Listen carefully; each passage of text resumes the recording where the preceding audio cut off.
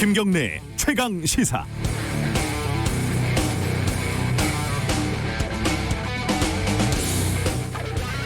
유럽도 심상치가 않습니다. 스페인은 1000명이 넘는 확진자가 하루마다 증가를 하고 있고, 독일, 프랑스, 이태리, 그리스 등등 상황이 다시 나빠졌습니다.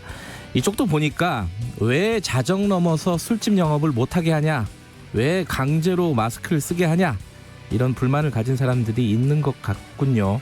세상에 마스크를 반대하는 시위까지 열렸습니다. 이게 참 어이없는 일이지만 우리나라 상황을 생각해 보면 그리 한심하게 볼 일도 아닙니다. 예배에 참여하면 걸린 병도 낫는다면서 이 상황에 대규모 집회를 열던 그 목사님은 결국 코로나에 걸렸습니다. 이분이 그 마블 코믹스 이런 영화에 나오는 악당 캐릭터 비슷하기도 하고요. 코로나 심각 국면에서 광화문에서 벌어진 그 집회 모습을 보면 정말 기가 막히기도 합니다. 반드시 책임을 물어야죠. 그런데요, 현재 코로나 상황에 대한 모든 책임을 이쪽에 전가하는 게 지금 방역에 도움이 되는 일인지는 모르겠습니다.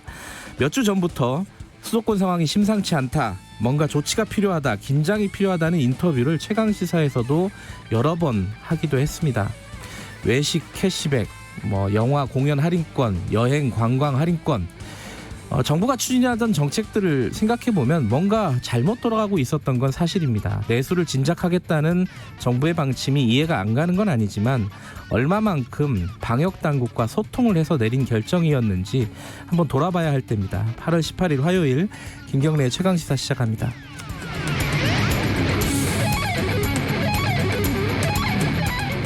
김경래의 최강시사는 유튜브 라이브 열려 있습니다. 실시간 방송 보실 수 있고요. 샵 9730으로 문자 보내주시면 저희들이 반영하겠습니다. 짧은 문자는 50원, 긴 문자는 100원입니다. 스마트폰 어플리케이션 콩 이용하시면 무료로 참여하실 수 있습니다.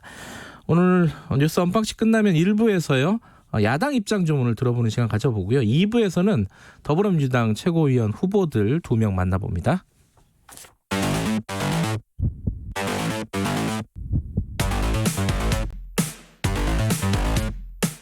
오늘 아침 가장 뜨거운 뉴스 언박싱.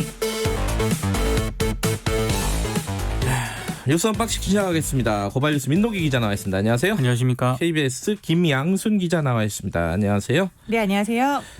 코로나부터 정리를 해야겠죠. 지금 속도가 너무 빠르다. 그래서 신천지보다 속도만으로 보면은 그렇죠, 빠르다, 이런 얘기 나오고 있죠. 지금 숫자를 좀 정리해보면 어떤가요? 일단은 계속 우리가 하루 확진자가 20명, 많으면 30명 이렇게 돼서 이 정도면 어떻게 유지가 되겠지라고 생각을 했는데, 지금 나흘 동안에 매일매일 확진자가 100명이 넘었어요. 매일매일 세 자릿수가 넘은 거예요. 그래서 17일 0시 기준으로 봤을 때는 신규 확진자가 197명, 즉 200명 가까이가 늘었고요.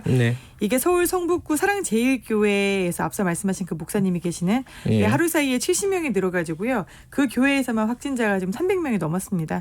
신천지가 5,000명이었거든요, 확진자가. 그 다음으로 지금 제일 많은 게 사랑제일교회가 됐고요. 이 교회 발이라고는 하는데, 지금 강남구하고 영등포구의 IT 교육기관, 그리고 기업들처럼 사람들이 모이는 곳, 그리고 또 이제 스타벅스 같은 카페가 이제 감염 경로로 또 떠오르고 있어요. 그래서 이게 신천지 또 이태원 발에 비하면은 감염 경로가 훨씬 더 다변화됐고, 이 사람이 어디로 어떻게 이동했는지도 지금 동선이 잘 잡히지 않고 있습니다. 동시다발적이라고 표현을 하는 게 지금 적절할 것 같은데, 지금 상당수가 장년층 이상이다. 이게 좀 특이점이에요. 왜냐하면 신천지 같은 경우에는 젊은 신도들이 많아가지고 상대적으로 연령대가 낮았는데, 이번에는 연령대가 높아가지고 이게 조금 더 위험하다, 이런 얘기들을 많이 하죠. 훨씬 위험합니다. 지금 12일에서 16일 사이에 확진자가 800명인데 그중에 50대 이상의 장년층이 절반, 그러니까 49.4%에 달하는데요. 이 교회 관련 확진자 중에서 특히 장년층 이상, 노년층들이 많았습니다. 훨씬 더 위험하다는 사실은 더 잘 알고 계실 겁니다. 지금 정광훈 목사가, 아까 말씀드린 그 목사가 정광훈 목사인데, 지금 확진 판정을 받았고, 그리고 부인, 비서 이렇게 다 확진 판정을 받은 건가요? 네, 받은 것으로 지금 확인이 됐습니다. 특히 이제 정광훈 목사 같은 경우에는 자가격리 대상자로 통보를 받고도 이 광화문 집회에 참석을 해가지고요, 추가 감염 우려가 더 지금 굉장히 그게 약간 서로 간에 말은 좀 다르더라고요. 말은 좀 다르긴 한데 예. 그 본인들은 뭐 통보를 안 받았다 이렇게 얘기를 하고 있는데요. 받았더라도 수칙을 위반한 건 아니다. 이게 또 이상한 얘기인데. 서울시라든가 네. 이 방역대책본부에 따르면은 네. 담당 공무원이 사랑제일교회 측에 직접 가서 자가격리 대상자라고 통보를 했다라고 하고요. 네. 더더군다나 영상을 보면은 정광훈 목사 본인이 내가 통보를 받았다 이렇게 영상을 연설을 하는 장면이 있습니다. 아 그래요? 네. 그건 또 뭐예요? 그래서 참. 좀 거짓말이다 이런 논란도 예. 제기가 되고 황당한 있는데요. 이 변호사는 자가격리를 직접 요청을 받았을 때 거기에 대한 근거가 있어야 된다라는 게 하나고, 두 번째는 자가격리를 하겠다라는 서류를 받아서 사인을 해야 된다는 거예요. 네. 근데 그 서류에 사인을 한 게 광화문 집회 참석 이후였기 때문에 괜찮다. 또 이런 논리를 펴고 있긴 합니다. 근데 지금 문제는 이 정광훈 목사 같은 경우에는 네네. 그 확진 판정을 받고 예. 구급 차량을 타고 이송되는 과정에서도요. 마스크를 이렇게 턱 밑으로 내린 채 웃으면서 핸드폰을 보거나 통화하는 모습이 또 언론에 포착이 됐거든요. 이것 네. 때문에 더 비판을 받고 있고, 네. 그리고 지금 사랑제일교회 측에서는 이 검사에 굉장히 비협조적인 그런 태도를 보이고 있어서, 원래 그 광화문에서 대규모 집회가 열렸고 참석자 명단 자체가 굉장히 파악하기가 어렵지 않습니까? 그렇죠. 더 지금 상황을 좀 어렵게 만들고 있다라는 지적도 나오고 있습니다. 그러니까 지금 그 교회 측에서 제출한 명단이 부정확하다 이거잖아요. 지금 방역 당국이 얘기하고 있는 게, 그죠? 네, 애초에 처음에 이제 명단을 받았을 때 그 명단 안에 정광훈 목사의 이름도 없었다는 거예요.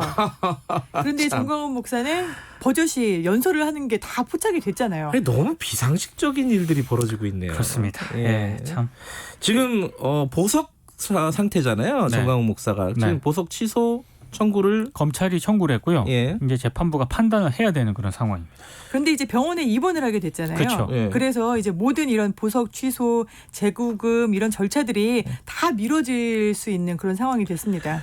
그리고 지금 정광훈 박사가 아니라 목사가 그거 재판을 받고 있던 중이었는데 그 재판부들도 또 이렇게 집에서 지금 대기하고 있는 상태라고요. 그러니까 김용민 그 평화나무재단 이사장하고 이제 서로 이제 고소 이런 게 있었거든요. 예. 그래서 이제 그 재판이 진행 중이었는데 예. 뭐 김용민 이사장도 검사를 받아서 지금 뭐 페이스북을 보니까 예. 음성 판정이 나왔다라고 올렸고요. 예. 재판부도 자가격리 들어갔고 당시 재판에 참석을 했던 방청객들도 역시 자가격리에 지금 들어간 상황입니다. 근데 재판장에 있었던 사람들은 사실 거리가 상당히 좀 있는 있었죠. 편이란 말이죠. 그런데 네. 광화문 집회에서 정광훈 목사가 연설을 하는 장면을 보면은 마스크를 내리고 17분가량 굉장히 좀 피를 토하는 연설을 하고요. 네. 그 다음에 그 옆에 김경재 자유총연맹 총재하고 손을 잡고 인사를 하고요. 그다음에 사람들이 굉장히 빽빽하게 있는데 수백 미터를 걸어가면서 거기에 있는 사람들하고 다 이렇게 악수를 하면서 일일이 악수를 하면서 걸어갑니다. 네. 근데 이제 재판부나 이제 김용민 이사장 같은 경우에 이미 검사를 받았지만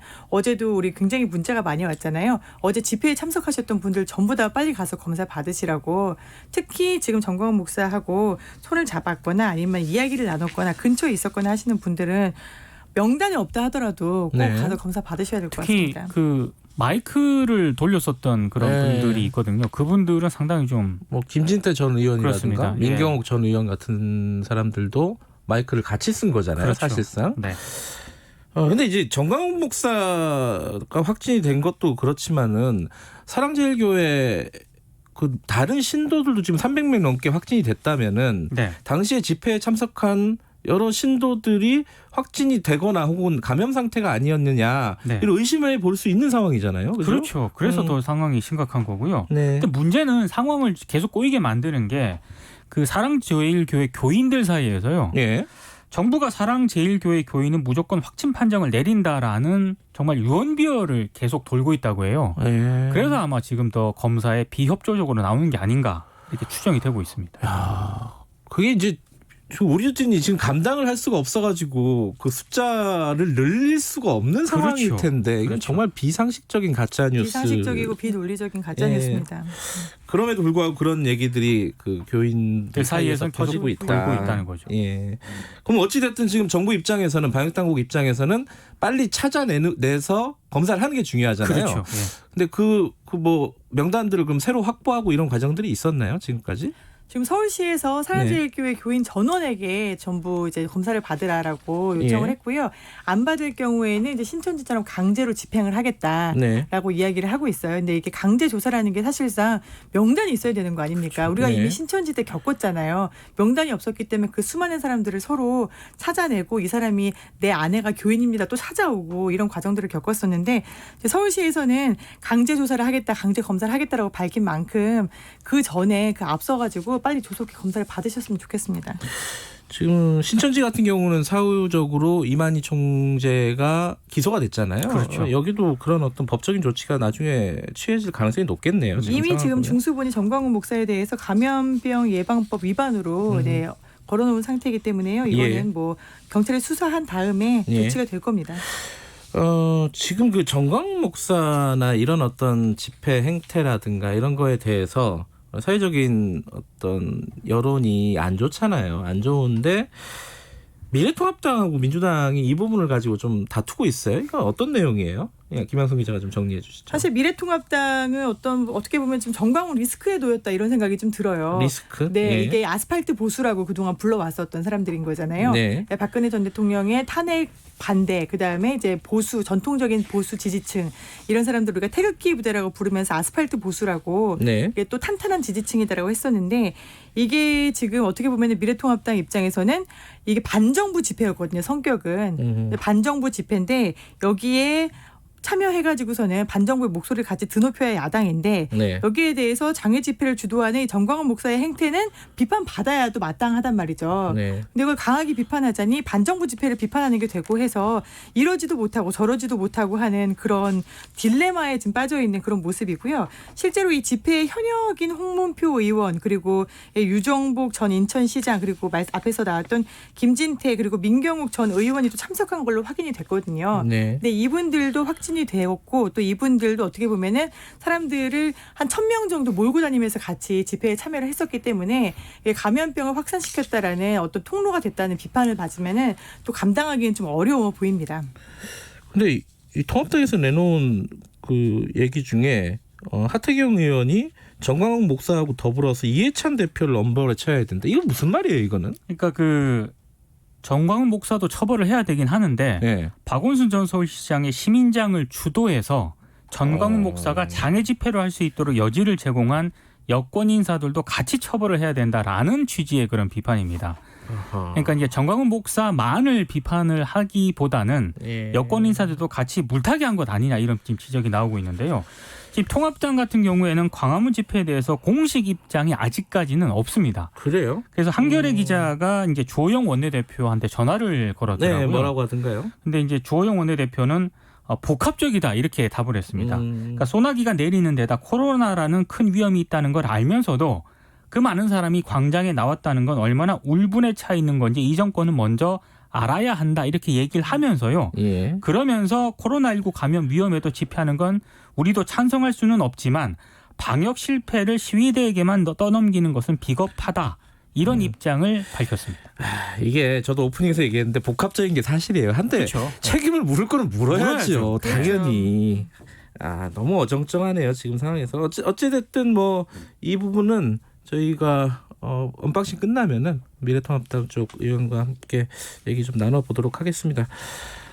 지금 여야 대표 회담을 하자고 청와대에서 제안을 했는데 야당이 거부했다. 이런 얘기도 있고 야당은 제안한 적이 없다. 이러기도 이거 무슨 얘기? 이건 또 좀 정확하게 좀 정리를 해보죠. 그러니까 최재성 정무수석이 어제 청와대에서 브리핑을 가졌는데요.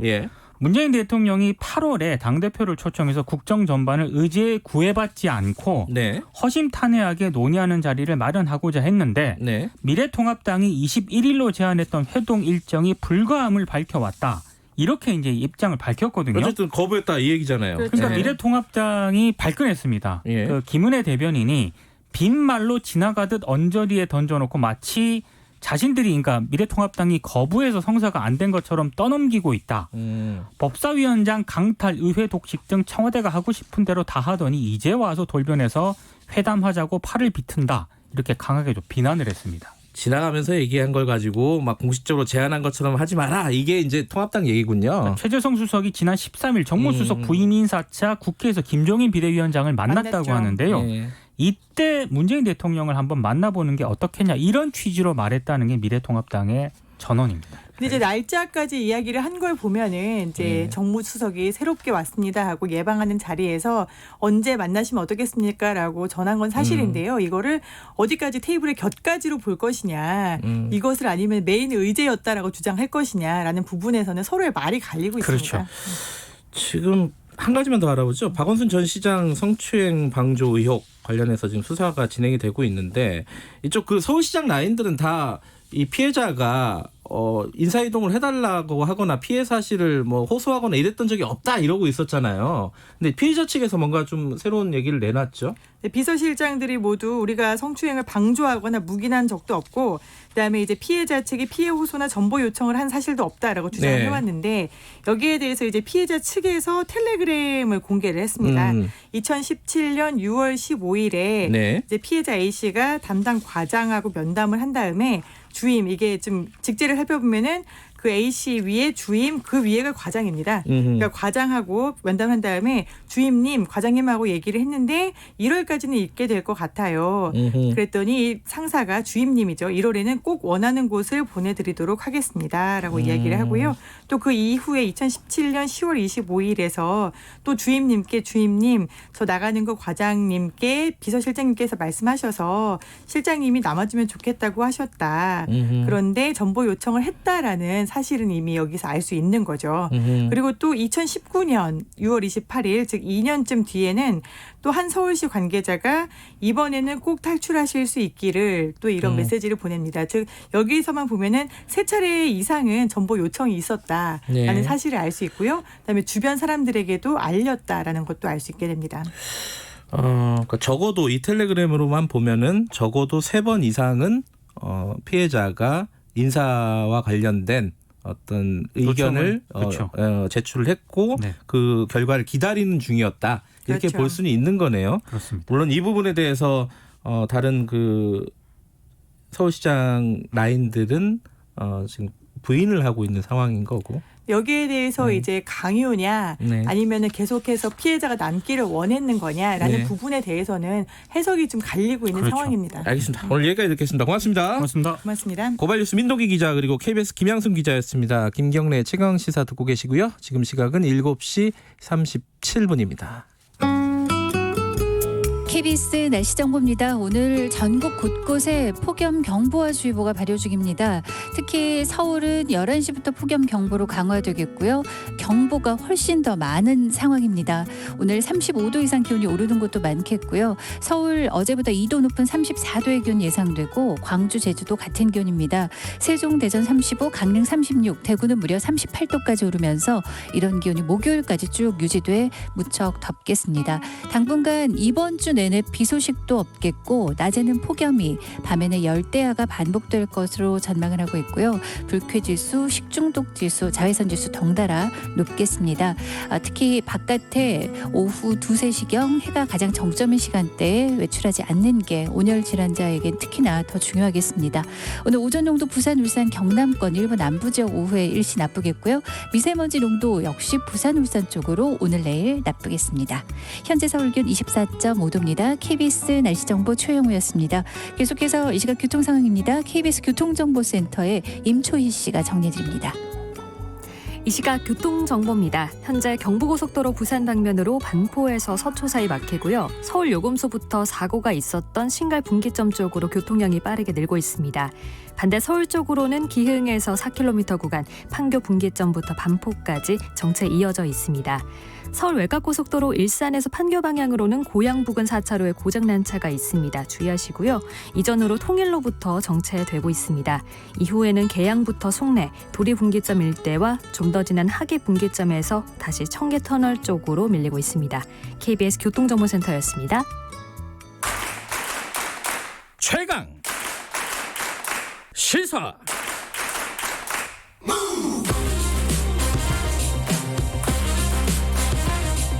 지금 여러분께서는 김경래 기자의 최강 시사를 듣고 계십니다. 네, 앞서 말씀드렸듯이 코로나19 바이러스 정말 빠르게 확산되고 있습니다. 좀 무서울 정도인데요.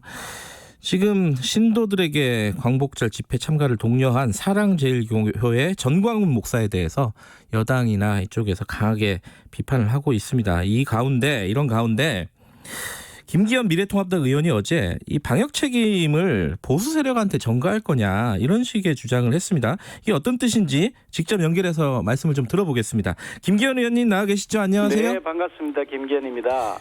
그 방역 실패를 보수 세력에게 전가할 것이냐 이게 어떤 취지로 말씀하신 내용인지 좀 정확하게 설명을 해주세요. 그 전광훈 목사 그분이 네. 8.15 광복절 집회를 하는 과정에서 네. 부적절한 처신을 한 것 같고요. 네. 그래서 코로나 확진자로 이제 판명까지 된 마당에 그로 인해서 많은 지금 감염자가 우려되는 그런 상황이어서 그 점에 대한 책임을 물어야 되는 것.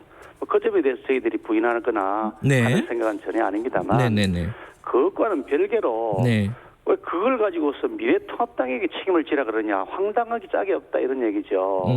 아니 그걸 가지고 어저께도 제가 서른 의원하고 라디오에서 인터뷰를 했는데 미래통합당 대보고 책임지라는 거예요. 그래서 황당하기 짝이 없다. 결국 방역 책임이 야당에게 어떻게 있느냐. 야당이 무슨 방역 지휘권이 있느냐. 예산 집행권이 있느냐. 아니 야당은 방역에 적극 협조하고 있는 마당인데 네네. 그걸 덮어 씌워서 야당에게 프레임을 씌우려 한다. 예. 아니 이 코로나 이슈를 가지고 정치적으로 이용하려 하느냐. 네네. 참 웃기는 분들이다. 그런 생각을 가지고 있죠. 근데 이제 한편에서 보면요. 지금 그 8.15 광복절 집회 때 보수 세력의 집회 때 홍문표 의원이 당장 현역 의원으로서 참석을 했고 김진태 전 의원, 민경욱 전 의원, 유정복 전 시장 등등이 참석을 한 걸 보면은 미래통합당 쪽에서 조직적으로는 아니지만은 어쨌든 인사들이 적극적으로 참여한 부분들이 있어요. 이 부분에 대한 어떤 사과라든지 이런 부분은 필요한 거 아니냐? 이런 얘기를 하는 것 같아요. 이거 어떻게 생각하십니까? 어제 8.15 있었던 광복절 행사는 네. 두 군데 그 지점에서 네. 할 수 있도록 법원의 허가를 받은 적법한 집회입니다. 예. 그리고 자유민주주의 국가에서 표현의 자유는 누구에게 다 보장돼 있는 것이고요. 예. 대통령이 잘못해서 나라가 지금 엉망이다. 네네. 지금 그냥 그 경제가 폭망하고 있다. 부동산을 심각한 상황에 놓여 있다. 우리 국민들이 지금 열화 같은 생활을 지금 대통령에게 보여주고 있는데 네네. 이런 점들에 대한 책임을 대통령이 보고 지라고 퇴진하라고 요구하는 건 당연한 표현의 자유고요. 네네. 그 현장에 우리 당 의원이 일부가 갔거나 전직 의원이 갔다고 해서 예. 그걸 사과하라는 것도 웃기기 짝이 없는 거죠. 아니 그럼 대한민국 국민은 대통령 눈치 보고 대통령에서 반대하면 무조건 사과해야 되는 건가요? 그거는 코로나 무슨 확산 집회도 아니고 예. 적법한 허가를 받은 집회에 참석한 것인데 예. 그 참석자 중에서 연설을 한 전광훈 목사란 분이 부적절한 처신을 한 것 때문에 논란이 된 건데 네네. 그걸 야당에게 책임을 지운다 그러니까 이야말로 정말 코로나를 가지고서 또 선거에 혹은 정치 이용하려는 것이다. 제발 그런 나쁜 시도 좀 버렸으면 좋겠다는 게 제 생각입니다. 네, 저도 표현의 자유는 분명히 보장돼야 된다고 생각은 하는데 지금 상황에서 대규모 집회, 특히 이제 그 법원에서 그 허가를 내준 것도 사실 100명 이런 식으로 소규모로 허가를 내준 거잖아요. 이런 대규모 집회 자체는 부적절하다. 더군다나 사랑제일교회 같은 경우에는 확진자들이 이미 나와 있었던 상황이고 10여 명이 나와 있었던 상황에서 이런 대규모 집회를 여는 것은 다른 방식으로 할 수 있는데 왜 꼭 집회를 해야 되느냐 이 얘기거든요. 국민들 입장에서는 불안하잖아요. 이게 좀. 그런데 한번 생각해 보시죠. 그렇게 하면 코로나가 만연하고 있었던 때 네네. 박원순 전 시장에 대한 서울특별시장 그 장례 의식도 매우 부적절했지만 수만 명을 운집시켜서 그렇게 했던 것에 대해서 책임을 왜 안 묻나요? 집회를 주최한 것이 미래통합당도 아니고 우리 당 의원도 아니고 집회를 주최한 쪽은 그냥 시민사회단체입니다. 그 시민사회단체 행사에 우리 당 전직 의원이나 혹은 현역 의원 한 분이 참석했다고 해가지고 그걸 가지고서 야당이 무슨 방역 책임 있는 것처럼 하니 황당하기 짝이 없다. 그럴 것 같으면 박원순 전 시장 장례식에 참석한 이해찬부터 책임을 물어라. 네. 서정엽 서울시장 직무대행 당장 책임을 물어서 구속시켜라. 그게 올바른 건 아니겠어요? 아니 참석한 사람에게 뭘 그렇게 덮어 씌우려고 안달인지 모르겠어요. 예. 그런데 그 얘기는 여기까지 듣고요. 그 다음에 이제 전광훈 목사 같은 경우에는요. 지금 상해죄, 이게 신천지 전례가 있지 않습니까? 이게 처벌을 해야 된다. 이 확진 판정 자가진단, 자가격리 통보를 받고 나서도 이제 집회에 참석했다 이렇게 방역당국은 얘기하고 있지 않습니까? 이런 부분에 대해서는 책임을 반드시 물어야 된다 이런 입장이던데 어떻게 생각하십니까 이 부분은? 그래서 그 부분에 대해서도 사실관계에 대해서 서로 다툼이 있는 것 같더라고요. 네. 제가 보도된 걸 보니까 네. 정광훈 목사 측에서는 자가격리 대상이라고 통보받은 것도 연설을 마친 후다 이렇게 설명했다 그러는데 제가 정광훈의 대변인도 아니고 그 조사할 입장도 아니니까 누굴 대변하고 그럴 일은 아니지만 사실관계에 따라 책임이 있으면 책임 있는 사람은 당연히 그 법적인 책임을 물어야죠. 그걸 누가 부인하겠습니까? 지금 보석 상태잖아요, 전 목사가. 예, 그런 걸 알고 있습니다. 보석 취소해야 된다 이런 여론들이 좀 있어요. 청와대 청원도 그렇고 어떻게 생각하세요 이 부분은? 보석을 취소하고 말고 보석을 허가하고 말고는 법원의 판사의 권한 사항입니다. 네네. 정치권이 나서서 누구를 구속해라, 누구를 석방해라, 누구를 실형을 보내라, 누구를 무죄를 선고해라. 이렇게 하는 것 자체가 월권 행위인 거죠. 그런 국민적 여론이 있으면 그런 국민적 여론을 재판부가 고려해서 법적 판단을 하겠죠. 그게 자꾸 왈가왈부하는 것 자체가 넌센스다는 생각을 합니다. 알겠습니다. 다른 얘기 좀 여쭤볼게요. 지금 대통령 청와대 쪽에서 미래통합당 대표 그러니까 김정인 비대위원장과 좀 만나자, 여야 대표들과 좀 만나자라고 제안을 했는데 거절했다 이렇게 얘기를 했어요. 이게 좀 사실관계가 좀 서로 다른 것 같아요. 요청을 제대로 안 했다 이런 입장이신 건가요? 사실 대통령께서 여야 대표를 초청해서 무슨 회담을 하자 그러면 정식 의제가 무엇이냐, 그러면 언제쯤 할 거냐, 참석자는 누구냐 이런 부분들을 사전에 조금 조율도 하고 그러면서 제안을 하는 것인데 지금 언론에 보도된 바와 들은 바를 종합해보면 최재성 정무수석이 그냥 신임 인사차 왔다가 지나가는 말로 한번 식사나 하시죠 이런 식으로 얘기한 것 같아 보이는데 그걸 가지고서 여야 대표를 초청했다, 제안했다 이렇게 얘기한다는 거는 최재성 이분이 정치 처음 하는 초짜도 아닌데 어이가 없어. 이 사람 정무수석 맞나는 생각이 들고요. 그런 겁니다. 여야 대표를 초청하는 것도 시기적으로 맞느냐. 지금 이해찬 대표는 한 열흘 후면 이제 임기가 끝난 분이에요. 지금 대표제로 뽑는다고 그러시는데 아니 이해찬 대표를 불러놓고서 거기에 우리 비대위원장하고 대통령 앉아서 한다면 그게 무슨 웃긴 얘기 아닙니까? 열흘 후에 그만두실 분인데 그러니 참 황당하다. 주제를 정하는 것도 아무것도 논의한 적도 없고 참석자 범위를 어떻게 할지 형식을 어떻게 할지 논의한 것도 없으면서 한마디 지나가는 말로 식사 한번 하시죠라고 했다고 해서 그걸 제안을 거부했다고 막 기자를 통해 가서 발표를 하는 걸 보면서 이것도 또 정치적으로 이용하려는 거구나. 아니 그게 진정성을 가지고 좀 접근했으면 좋겠다. 정말로 뭘 논의를 해서 고민을 하는 그런 모습을 좀 대통령께서 보여주셨으면 좋겠다는 생각을 합니다. 알겠습니다. 미래통합당 얘기 하나 더 여쭤보면은 지금 지지율이 역전이 됐습니다. 더불어민주당을 앞서버렸어요. 이 요인 뭐라고 지금 김기현 의원께서는 분석을 하십니까? 글쎄 일반적으로 우리가 다 평가하기는 여당이 잘못한 것이다. 야당이 아직 득점할 충분한 그런 자기 여건을 안 갖췄다는 말씀 많이 하시는데 상당 부분 공감이 되는 측면이 있다고 저도 인정을 하고요. 워낙 지금 정부 여당에서 부동산 정책뿐 아니라 일자리 조국, 윤미향, 윤석열 찍어내기 이런 여러 가지 현안들 또 박원순 시장 사태 이런 걸 보면서 정말 앞따르고 뒤다른 사람들이다. 위선 정권이다 하는 그런 실체를 국민들이 보았기 때문에 현 정권에 대한 실망이 큰 것이 큰 요인이라고 저도 생각을 하고요. 그 점에 대해서 좀 정부 여당이 좀 반성을 했으면 좋겠다 싶은데 다만 거기에 말씀 하나 드리려는 것은 우리 당도 새로 재건되어서 국민들의 그런 사랑을 받기 위해서 진정으로 노력하고 있다. 보수당의 필요성에 대해서도 국민들이 인식하고 있다. 그런 측면도 일부 가미된 것이다. 저는 그렇게 긍정적으로 해석을 하고 싶습니다. 그 긍정적인 뭐 어떤 미래통합당의 노력 그 중에 하나가 이제 이번에 발표한 정강 정책이 아닌데 이게 지금 너무 기본소득 명문화도 그렇고 뭐 경제 민주화 뭐 등등 보수로서의 색깔보다는 좀 너무 좌클릭한 거 아니냐 이런 지적도 있지 않습니까? 그 김기현 의원께서는 어떻게 평가하십니까? 글쎄 이 정강 정책이라는 것이 망고불변의 진리가 아니지 않겠습니까? 시대적 상황에 따라서 때로는 네. 분배가 더 필요할 때가 있고 때로는 성장이 필요할 때가 있고 무조건 성장만이 최선이다, 지고지선이다, 분배만이 지고지선이다 할 수 없는 것 아니겠습니까? 그런 네. 측면에서 지금 이제 AI가 보급되기 시작했고 또 4차 산업혁명으로 인해서 일자리가 대폭 줄어드는 것이 이제 우리 눈에 보이고 있는 것이 현실인데 네.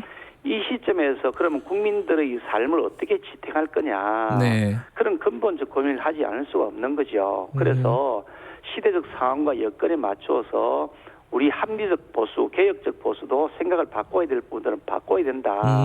저는 그런 생각을 하고 있고요. 네. 그런 측면에서 기본소득 문제도 우리가 긍정적으로 바라봐야 된다. 어느 범위에서 어떻게 할 것인지를 정말 네. 여야가 모두 머리를 맞대고 고민해야 될 시점이다. 그렇게 생각합니다. 전향적으로 판단하시는 것 같고 그런데 지금 이제 그 중에 하나가 국회의원 사연임 금지인데 지금 김기현 의원께서는 4선이십니다 벌써. 이거 어떻게 생각하십니까? 내년에는 못 하게 되는 거, 다음 선거에 못 하게 되는 거잖아요. 안 그래도 그런 질문들 많이 하시죠. 주위에서. 그래서 이거는 야당 의원도 어저께 중진 의원을 만났습니다만은 여당 의원을 제가 중진 의원을 만났는데 네. 그분도 선수가 높으신 분이신데 네. 극력 반대하시더라고요. 4선 연임 금지에. 그런데 여야의 문제는 아니라고 생각하는데 예. 저는 이 문제도 긍정적으로 접근해야 될 사안이라고 생각합니다. 긍정적으로. 예. 우리 국민들이 우리 정치인들에 대해서 기본적으로 그렇게 곱지 않은 시각을 가지고 있고 이 다선의일수록 더욱더 좀 더 이게 국민들과 접근하는 데 있어서 좀 거리가 멀다는 인식을 갖고 있는 시점이기 때문에 때로는 무슨 충격적 여법도 좀 필요하다. 예. 특히 우리가 야당 입장인데 예. 야당이 자기 희생 없이 어떻게 전진을 하겠느냐. 예. 저는 그런 측면에서 이 문제도 긍정적으로 검토하면서 알겠습니다. 여야가 합의를 통해서 법률로 통과시킬 수 있다면 할 수 있는 것도 방법이다. 그렇게 생각합니다. 지금 김종인 위원장 체제가 출범하고 나서 평가가 괜찮은 거예요. 이렇게 이제 지지율도 올라가고 하는 거 보면은. 그런데 임기가 내년 4월까지잖아요. 이거 더 연장해야 된다. 한 대선까지 연장해야 된다. 이런 의견도 있는 것 같아요. 이거 어떻게 생각하세요? 생뚱맞기 짝이 없는 얘기라고 생각합니다. 그런 의견 낼 수 있잖아요. 네. 내년 4월은 한참 남았을 뿐더러 네. 우리가 지금 자리 가지고 연연하고 논의할 때냐. 지금 정말 정신 나간 사람들이다. 예. 지금은 우리가 정말 진정성을 가지고 국민 속으로 들어가서 네. 우리 그 보수정당, 합리적 개혁적 보수정당의 위치를 확보하는 것. 그게 전념해도 지금 될뚱말뚱인데 네. 지금 자리 가지고 논의한다는 게 생뚱맞기 짝이 없다. 이런 논의를 시작한다는 것 자체가 우습다. 알겠습니다. 그런 생각을 합니다. 그건 더 이상 안 물어보겠습니다. 생뚱맞은 질문이니까.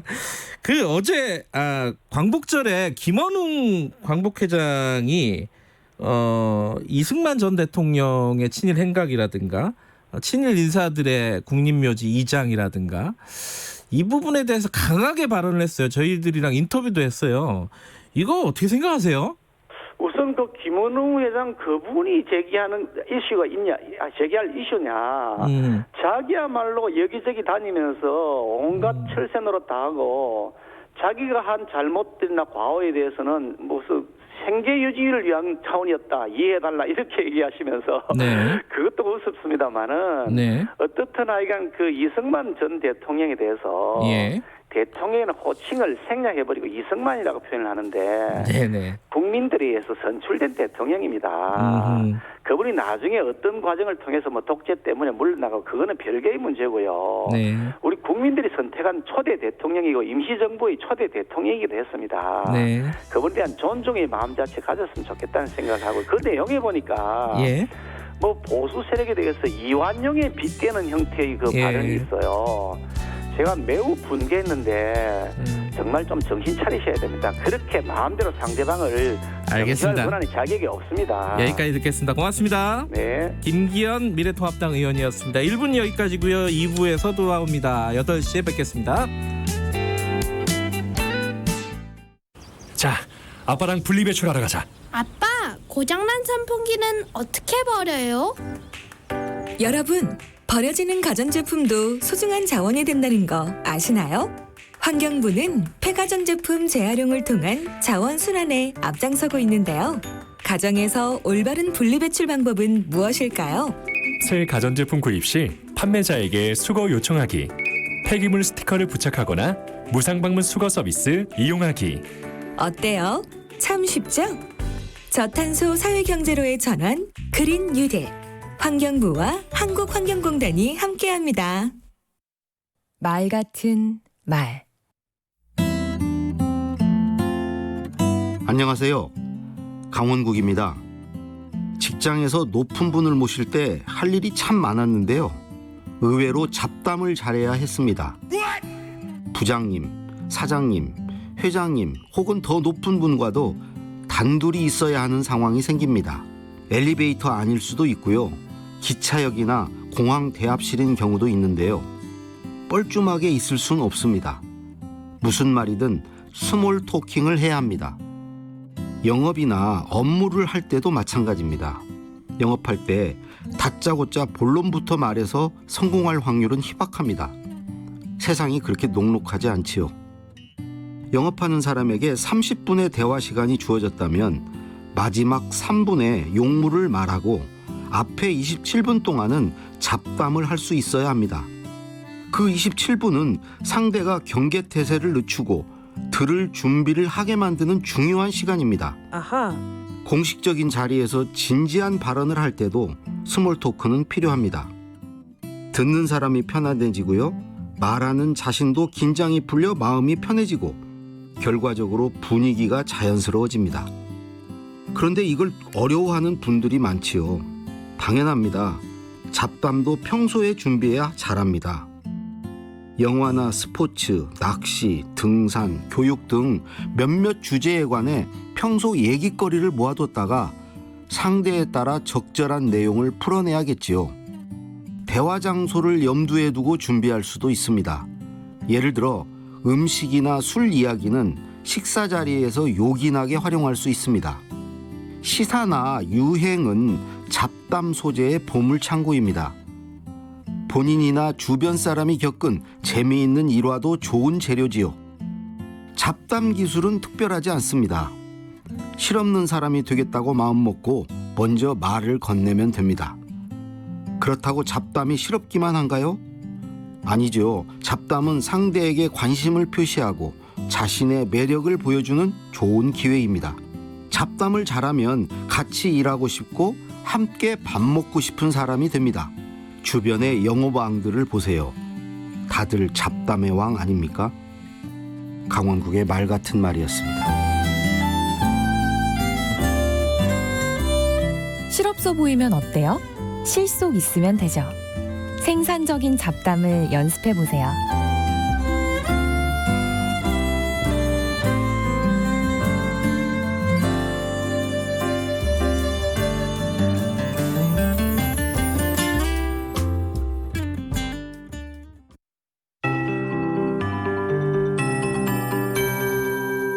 KBS 58분 날씨.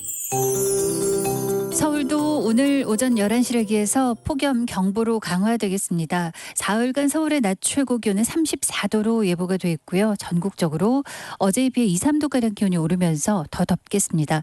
전 권역이 폭염특보가 내려져 있는데 거의 대부분 폭염경보로 당분간 35도 안팎까지 기온이 오르는 곳이 많겠습니다. 이번 주 내내 비 소식도 들어있지 않아서 모레까지 맑음 예보 나와 있고요. 낮에는 폭염이, 밤에는 열대야가 기승을 부리겠습니다. 오늘 부산이 33도까지 오르겠습니다. 서울 34, 광주, 제주도 같은 기온 34도고요.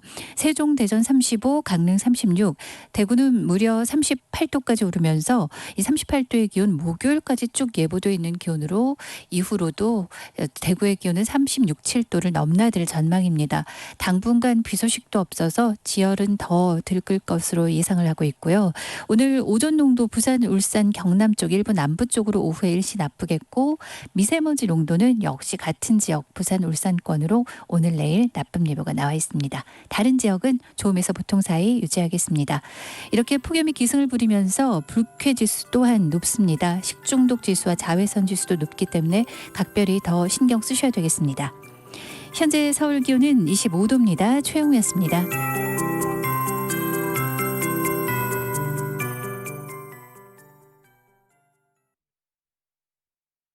정성을 다하는 국민의 방송 KBS가 8시를 알려드립니다.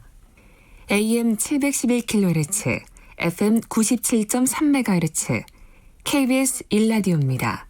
HLKA.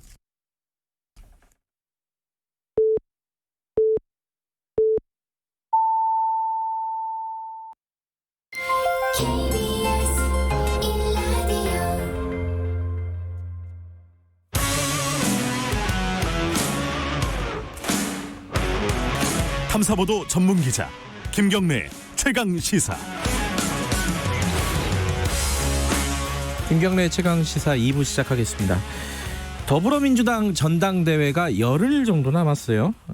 그런데 지금 코로나19 폭증하고 있고 직전에 또 홍수 피해가 있었고요. 여기에 지금 정부 여당 지지율이 사실 야당에게 역전이 되어 있는 상황입니다. 지금 이 전당대회에 관심들이 많이 없는 것 같아요. 그 이유가 무엇인지, 그리고 전당대회에서 실제로 어떤 부분들을 얘기해야 하는지 오늘부터 최고위원 후보, 당대표 후보들은 저번에 한 번씩 인터뷰를 했고요. 최고위원 후보들을 릴레이 인터뷰를 좀 해보겠습니다. 오늘은 먼저 김종민, 이원욱 두 후보 만나보겠습니다. 김종민 의원님부터 연결하겠습니다. 의원님 나와 계시죠? 안녕하세요. 예, 안녕하세요. 김종민입니다. 네. 조홍천 의원이 그 얘기했습니다. 산무 전당대회라고, 관심도 없고 논쟁도 없고 비전도 없다. 여기에 동의하세요? 잘못된 얘기죠. 아, 그런가요? 예, 어떤 부분이 잘못된지. 전당대회가 예. 누구나 다 아시지만 코로나하고 네. 또 수해 때문에 네. 사실상 우리가 자유롭고 활발한 이 논쟁을 하기가 어려운 상황 아닙니까? 네네. 국민들이 사실은 거기에 이제 신경 쓸 정도로 여유가 없는 상태예요. 근데 이제 우리 정당만 네. 우리끼리 막 이제 이렇게 뭐 행사를 하기가 어려우니까 아예 네. 유세도 지금 못 하고 있는 상황이거든요. 그렇죠. 예. 그런 상태에서 어떤 이슈라든가 쟁점이라든가 이런 게 만들어진다는 게 쉬운 일이 아니죠. 이슈나 쟁점은 이제 논쟁을 하고 서로 만나야 되는 건데 네. 만나지를 못하고 있는 상황 아닙니까 지금. 예. 제가 조홍천 의원 만나면은 정말 한 10시간이라도 하고 싶은 얘기가 많아요 지금. 근데 만날 수가 없잖아요. 우리가 의원총회도 하나 제대로 못하고 있어요. 자, 이런 문제들이 네. 제가 지금 여러 가지 발표한 내용이라든가 아니면 주장 이런 걸 다 읽어보셨는지 모르겠어요. 그렇게 얘기하면 안 되죠. 그러니까 지금 이 현실적인 상황을 네. 현실로 받아들이면서 네. 여기에서 우리가 어떻게 또 이거 최대한 네. 전당대회를 치러낼까 고민해야지. 예. 이 어려운 현실에서 힘겹게 지금 이 전당대회를 치르고 있는 당원들과 후보들을 놔두고 네. 그렇게 얘기하는 거는 저는 잘못된 거라고 봅니다. 잘못된 비판이다 이런 말씀이시고. 근데 지금 이제 더불어민주당 지지율이 이제 역전이 됐습니다 최근에. 이 요인을 대부분 부동산 때문이다라고 이제 많이들 분석을 하는 것 같아요. 김종민 후보께서는 어떻게 분석을 하고 계십니까? 일단 현상적으로는 부동산이 민심에 영향을 미친 게 좀 컸다고 생각이 들고요. 네. 근데 그 이제 밑에 바탕에는 이런 게 있습니다. 예. 사실상 지금 미래통합당과 더불어민주당의 지지율 차이가 네. 그동안에 막 20%씩 났던 가장 근본적인 요인은 네. 이제 탄핵의 그 영향 아니겠습니까? 그 탄핵 이후에 네. 국정농단과 탄핵 이후에 미래통합당에 대한 이제 국민들의 심판이 몇 년 동안 계속되어 온 거죠. 네. 그리고 이제 그런 과정에서 이제 미래통합당이 나름대로는 뭐 여러 가지 이제 총선을 거치면서 이제 그 국민들의 냉정한 평가를 받은 거 아닙니까? 네. 그래서 이제 국민들께서는 늘 이렇게 이 여당 야당 간의 균형이 필요하다는 생각을 갖고 계시기 때문에 네. 아마 180석 민주당, 180석 여당 여기에 대한 경계 혹은 경고 이런 것들이 좀 국민들 마음속에 있는 거 아닌가 하는 생각이 들어요. 이게 꼭 민주당에 대한 비토나 반대 라기보다는 180석이라고 하는 게 어떤 힘자랑 네. 또 독주로 가면 안 된다. 네. 라고 하는 국민들의 마음들이 약간 이제 정당 간에 또 정치 세력 간의 균형이 필요하다는 생각으로 이어지는 거 아닌가 하는 생각이 들고요. 예. 저는 그래서 이제 기본적으로는 이 지지율의 차이가 몇 퍼센트냐. 네. 이게 중요한 게 아니고 실제로 우리가 180석이라고 하는 의석을 받았으니까 네. 거기에 걸맞는 근본적인 어떤 개혁을 해나가면서 의석수를 밀어줬더니 성과가 있구나 하는 거를 보여주면 국민들의 지지가 또 높아지는 거고 네. 그게 안 되면 거기에 맞게 이제 그 국민들이 좀 또 냉정한 평가를 하시겠죠. 지금 아까 말씀하신 이제 독주에 대한 견제 이런 부분들이 밑바탕에 좀 있을 것 같다라는 분석이시잖아요. 그렇죠. 그러면 이제 총선 이후에 그럼 민주당이 좀 독주를 했다 이렇게 볼 수도 있는 건가요? 그거는 이제 상대적인 건데요. 네. 기본적으로 뭐 이제 언론이라든가 네. 또 이제 미래통합당 집회라는 게 법사위원장 안 내줬다. 네. 그 다음에 이제 이게 부동산 3법, 임대차 3법을 통과시켰다. 이거 네. 아닙니까? 네. 근데 사실은 이건 좀 저희 민주당이 억울한 면이 있는 게 사실 법사위원장 문제는 이거 국회 운영 전반과 관련해서 정말 이거는 잘못된 특권하고 반칙이거든요. 그러니까 이 문제는 좀 타협하기가 어려운데 이거 타협하려면 국회를 몇 달 동안 멈춰 세우는 것밖에 없어요. 그냥 계속 가만히 있는 건데 그러면 또 여당이 야 180석이나 줬는데 책임 있게 결정도 못하고 끌려다니냐 이래서 또 상당히 많이 혼났을 거예요 아마. 그래서 저는 이 점에 대해서는 이거 모양새 자체는 별로 좋지는 않아요. 하지만 선택을 달리할 방법이 없다. 이거는 야당이 다수를 인정을 해줘야 됩니다. 이 다수를 인정을 해야 소수도 또 존중하는 관계가 되거든요. 그러니까 그런 점들이 있고 부동산 문제도요 좀 억울한 점이 있는 게 임대차 3법 같은 경우는 이게 10년 동안 논쟁을 한 안이거든요. 근데 그중에서 2+2도 있고 2+2+2, 3+3, 심지어는 5+5도 있었어요. 그중에 제일 낮은 안으로 지금 결정을 한 거거든요. 근데 사실 이게 무슨 이견이나 이론의 여지가 있기보다는 지금 미래통합당은 무슨 뭐 대안도 없이 얘기한다고 하는데 지금 미래통합당이 10년 동안 다른 특별한 대안을 내놓은 게 없어요. 그 이유라는 게 어차피 이런 과정을 거쳐서 전체적인 이 임대차 시장 자체가 좀 건전화돼야 되는 게 불가피한 거거든요. 그래서 저는 이 점에 대해서는 그러니까 이 형식 자체는 조금 일방통행을 했다 이렇게 좀 그 생각이 들고 또 비판을 받고 있는데 앞으로는 이런 그 법안 통과할 때 정말 여야 간에 수기 과정을 거쳐서 해야 된다는 원칙, 이 의회의 원칙을 지켜야 된다.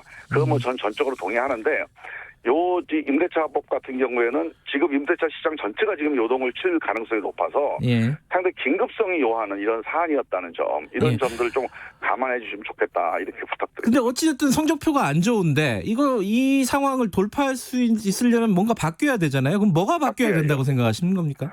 저는 근본적으로 우리 민주당에게 180석이라고 하는 지지를 보내준 거기에 보답하는 길이 뭐냐 이 고민을 해야 됩니다. 근데 저는 이게 가장 근본적인 게 우리가 이제 권력개혁이라고 해서 검찰개혁, 국회개혁 이런 걸 선거법개혁 이런 걸 해왔잖아요.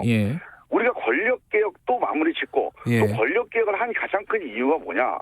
왜 검찰이 자기 마음에 드는 놈은 봐주고 또 마음에 안 드는 놈은 막 가혹하게 하고 이 불공정하게 하는 거. 이 권력에 대한 불신이 결국은 국민들 전체가 자기가 손해 안 보겠다. 그럼 나도 나한테 손해보는 결정에 대해서 불복하겠다. 이런 마음들로 이어지는 거거든요. 근데 이 권력개혁을 하는 가장 큰 이유는 전체적으로 우리 대한민국 민생을 바꾸기 위해서 국민들의 합의를 모아나가기 위한 필요 조건이에요.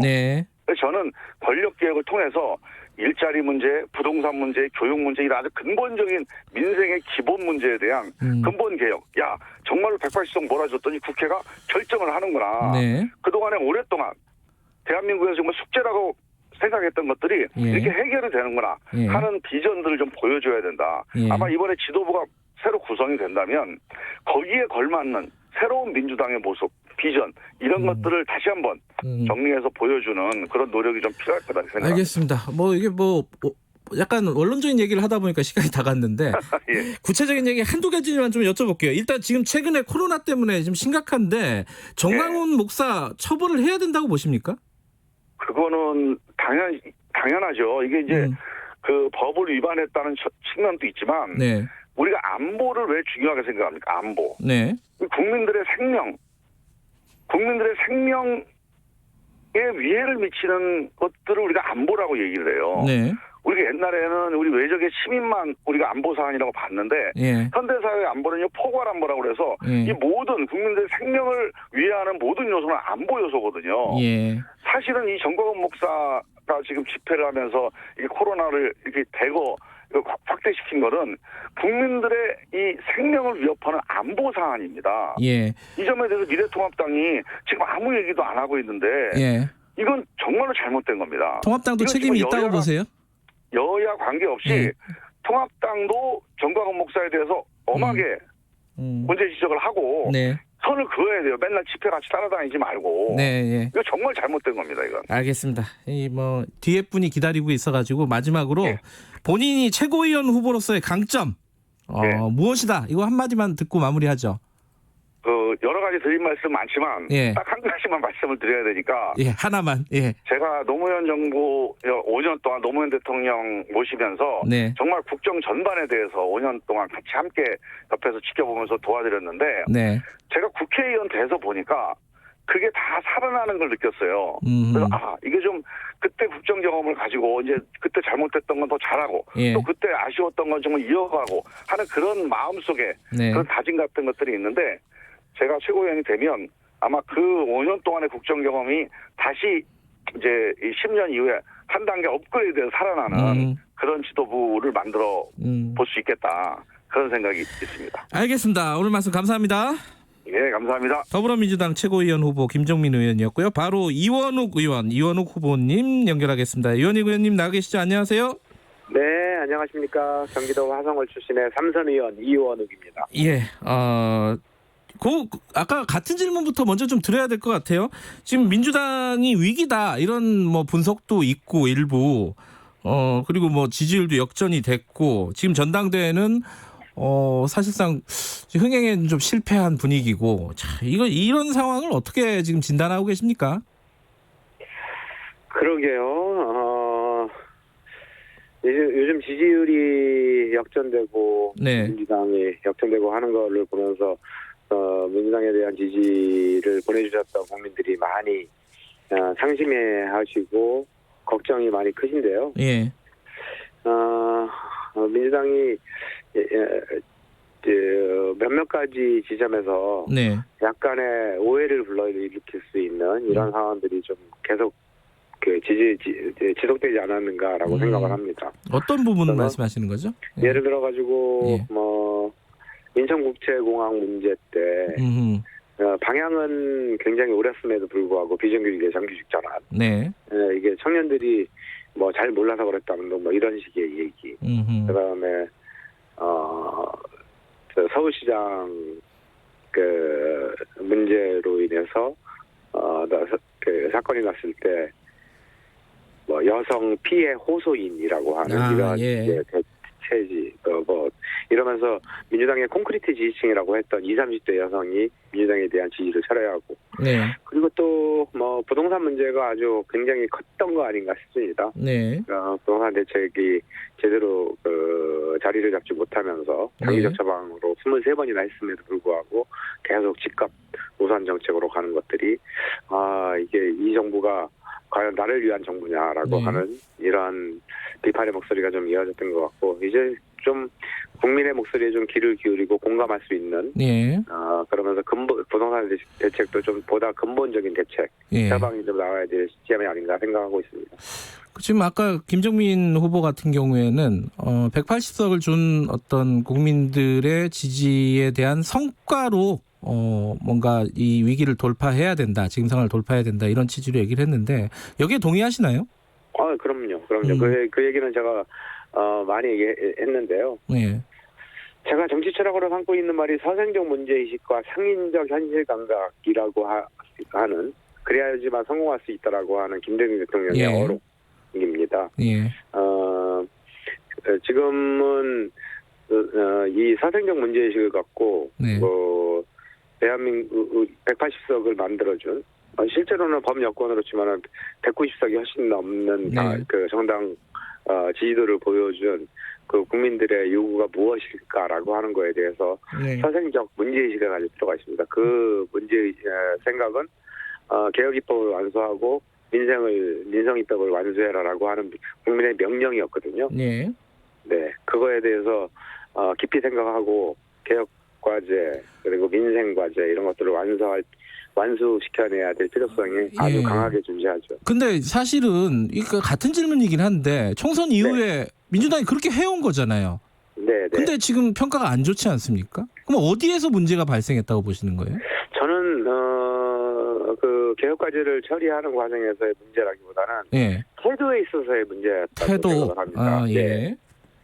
아까도 말씀드렸듯이 공감 능력의 부족 그리고 예를 들어서 국무위원들의 일부 돌출적 발언 뭐 이런 것들이 품위가 없어지지 않았나 그러다 보니 그런 것이 오만하게 느껴지고 했던 것들이 오히려 훨씬 더 큰 국민들이 지지를 처져야 하는 큰 문제로 작용하지 않았는가라고 생각하고 있습니다.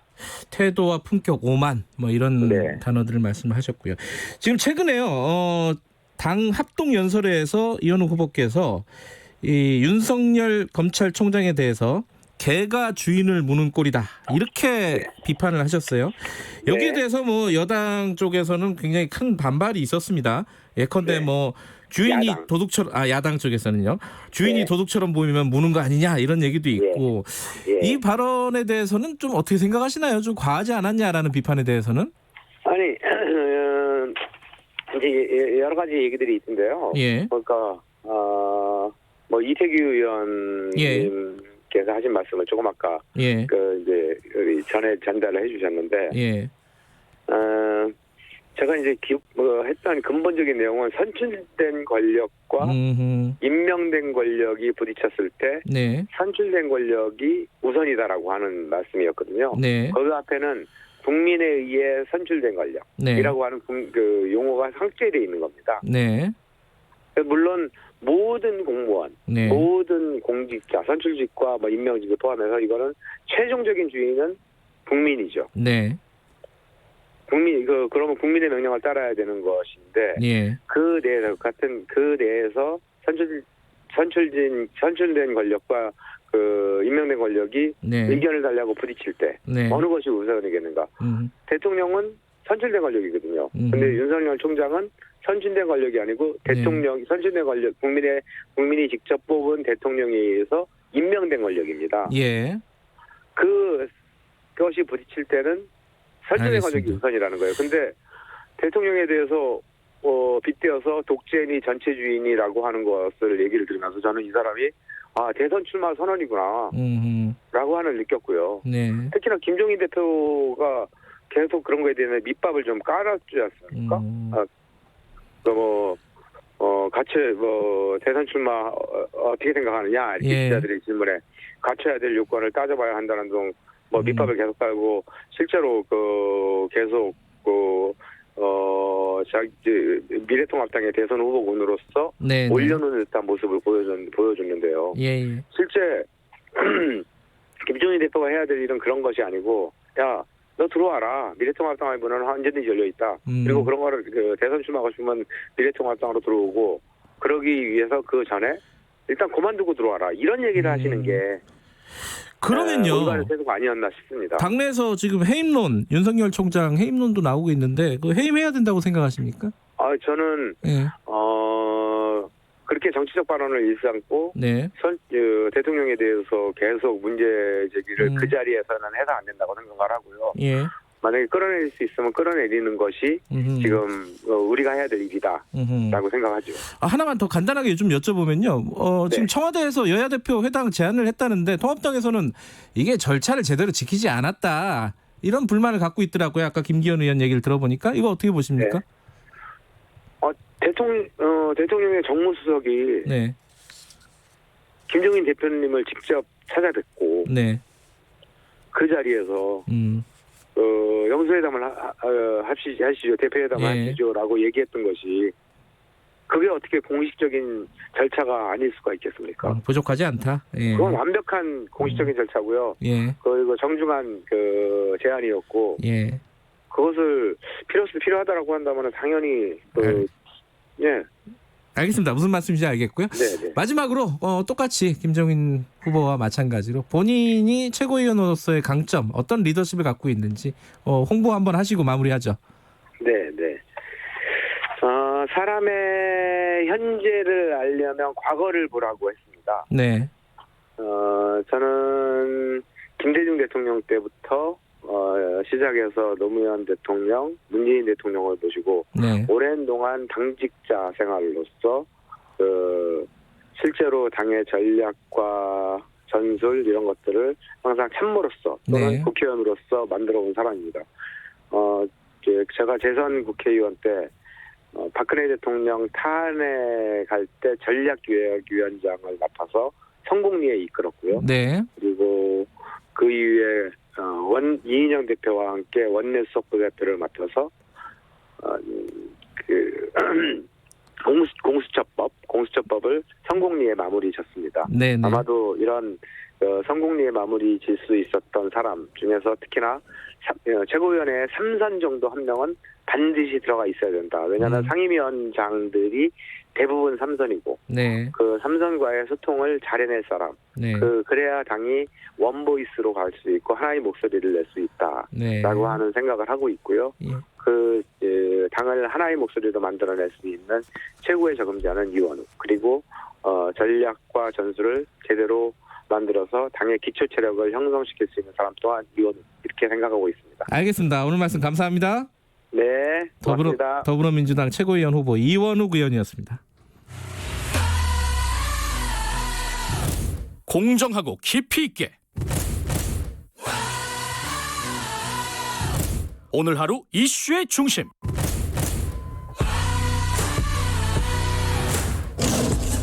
김경래의 최강 시사.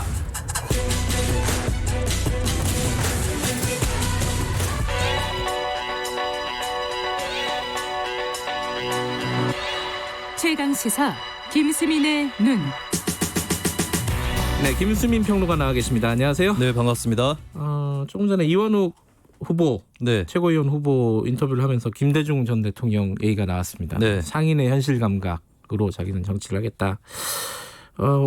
오늘이 김대중 전 대통령 10일축이라고요? 네, 그렇습니다. 몰랐어요. 오늘 김대중 특집을 준비를 해봤습니다. 김대중의 눈으로 본 역사 논쟁.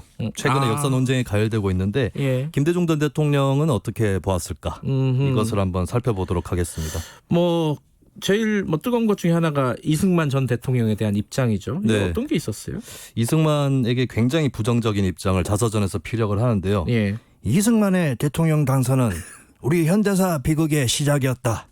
이렇게까지 얘기를 합니다. 예. 친일파 득세, 분단 고착, 수많은 살상 등을 비판을 했었고요. 네.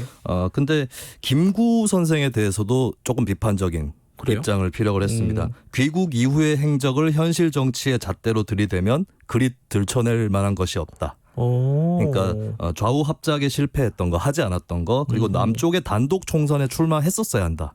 김구가 김대중 전 대통령의 입장은 그것이었습니다. 근데 정치인으로서 현실 정치인으로서는 좀 모자랐다. 예. 평가를 하는 것이죠. 이승만 전 대통령에 대해서도 부정적이었고 김구 선생에 대해서도 그다지 그렇게 긍정적으로 평가하지는 않았다. 그러니까 절세 애국자라고 큰 틀에서는 긍정 평가하지만 했는데 현실 정치인으로서는 비판적으로 평가를 했죠. 그러면 김대중 전 대통령이 가장 높이 산 인물 해방 전후에 누가 있을까요? 두 사람인데요. 몽양 여훈영, 송제 서재필입니다. 그래요? 여훈영에 대해서는 해방 공간에서 민족을 구하려 동분서주했던 빼어난 인물이었다. 라고 평가했고 부정적인 언급이 하나도 없어요. 그렇구나. 예, 그리고 대통령 선거 때는 서재필 박사를 지지를 했습니다.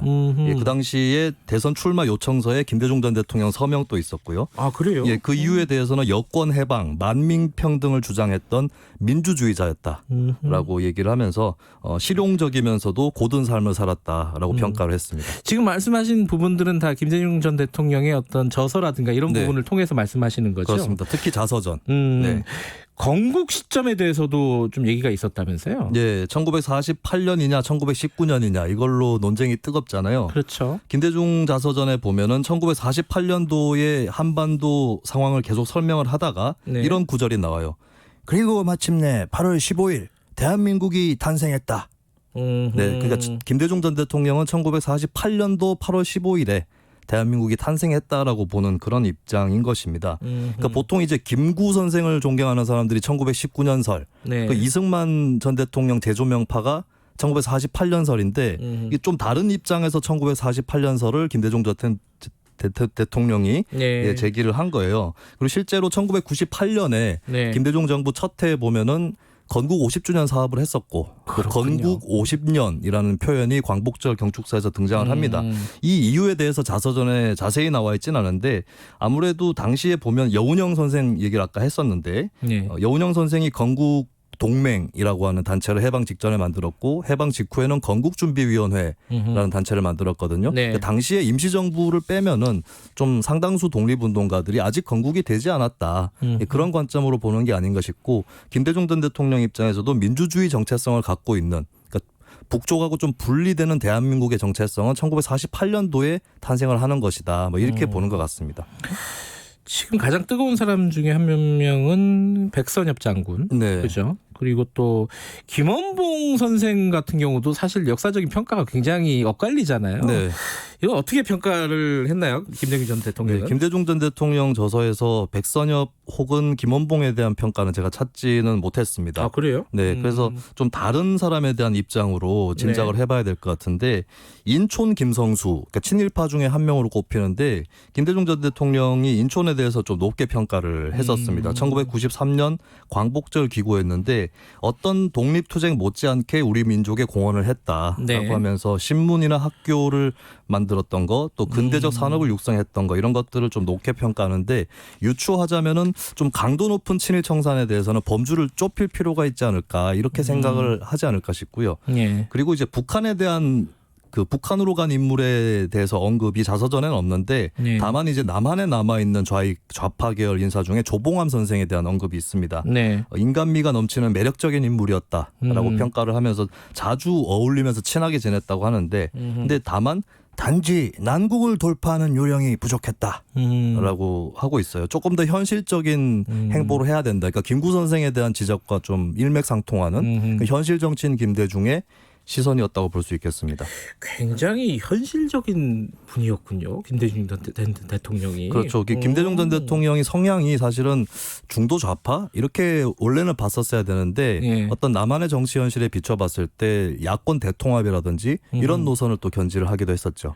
한일 관계에 대해서는 어떤 생각을 갖고 있었습니까? 김대중 전 대통령은 1998년에 예. 일본의 오부치 게이조 총리하고 한일 새 파트너십 공동선언을 이끌어내기도 했었죠. 이 내용에 일본의 식민지 지배에 대한 사과가 들어가 있었던 그런 성과가 있었는데 네. 근데 그 이전에 또 김대중 전 대통령은 일본에서 봤을 때도 좀 높게 살 만한 여러 가지 요인들이 있었어요. 1965년 한일 국교 정상화 때 보통 야당이나 제야에서는 반대를 많이 했었는데 원칙적으로는 김 전 대통령이 찬성을 했었고요. 예. 그리고 이게 확신이 있었던 게 한국전쟁 직후에 김대중 전 대통령이 기고했던 글을 보면 한국하고 일본은 자유진영의 일원이고 태평양 반공동맹의 중추적 역할을 해야 되는 그런 입장이기 때문에 일본의 과거사에 대한 사죄를 전제로 양국이 친하게 지내야 된다. 네. 이런 입장을 강하게 피력을 합니다. 그리고 김대중 납치 사건 이런 것들도 이제 일본에서는 각인이 되었던 그런 사건이기 때문에 실제로 김대중 정부에서 대중문화 개방이라든지 뭐 월드컵 한일 공동 개최라든지 한일 수색 구조 훈련 예. 이런 성과들을 이뤄내게 되죠. 김대중이라는 사람은 그분은 우리한테는 굉장히 큰 교재일 것 같다. 여전히 예, 그런 생각이 듭니다. 오늘 여기까지 드릴게요. 고맙습니다. 예, 감사합니다. 김수민의 눈이었습니다. 2부는 여기까지 하고요. 잠시 후 3부에서 뵙겠습니다. 일부 지역국에서는 해당 지역 방송 보내드립니다.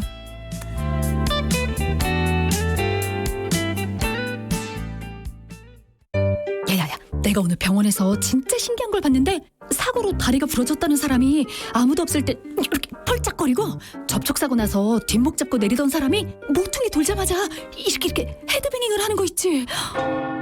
뭐야? 기적 아니야? 기적이 아니라 사기입니다. 한 해 보험 사기로 인한 보험금 누수는 약 6조 원으로 전 국민의 손해로 이어집니다. 보험 사기로 보험금을 취득할 시 10년 이하의 징역 또는 5천만 원 이하의 벌금. 가볍게 생각하지 마세요. 보험 사기 반드시 잡힙니다. 이 캠페인은 경찰청, 금융감독원, 손해보험협회와 함께합니다. 주진우 라이브, 주진우 라이브, 주진우 라이브, 주진우 라이브. 라이브가 좀 이상한데? 그러니까 많이 이상해. 다 이상. 매일 오후 5시 5분 주진우 라이브. 내일은 좀 더 나아질 거예요. 확실해요.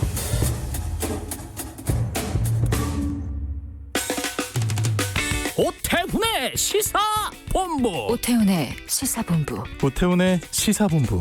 오태훈의 시사본부. 오태훈의 시사본부. 오태훈의 시사본부. 평일 낮 12시 20분 KBS 44기 성우들과 함께 듣는 오태훈의 시사본부. 점심 먹고 시사 한입. 지금 시각은 8시 30분입니다. KBS.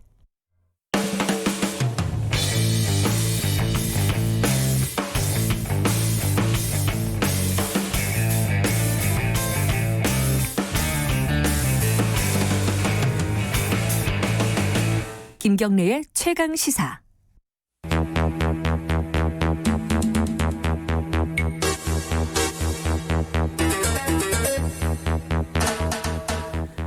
사건의 이면을 들여다보고 깊이 있게 파헤쳐보는 시간입니다. 추적 20분. 오늘도 두 분 나와 계십니다. 먼저 박지훈 변호사님 안녕하세요. 예, 안녕하세요. 박지훈입니다. 김한 기자가 휴가를 가서 시사저널 유지만 기자를 특별히 모셨습니다. 안녕하세요. 예, 안녕하세요. 유지만입니다. 예, 김한 기자는 애들한테 지금 열심히 고기 구워주고 있던데 휴가라서 네. 다음 주부터 못 보는 거 아닌가. 유지만 기자가 계속 저 같은 경우는 휴가를 잘 안 가거든요. 이게 대타가 오잖아요. 예, 잘하면 바뀌는 거예요. 아, 그래서 휴가를 안 가시는 안 가요, 거예요? 저는. 지금 5년째 못 가고 있어요. 5년째. 예, 방송하는 동안. 예. 대단하십니다. 뚝심. 오늘은요. 이게 참 이분 얘기가 듣기 싫은 분들도 좀 있을 텐데 좀 그래도 다뤄야 됩니다. 지금 워낙 지금 중요한 국면에서 중요한 그렇죠. 일을 저지른 사람이기 때문에 전광훈 목사, 성북구의 사랑제일교회 담임 목사.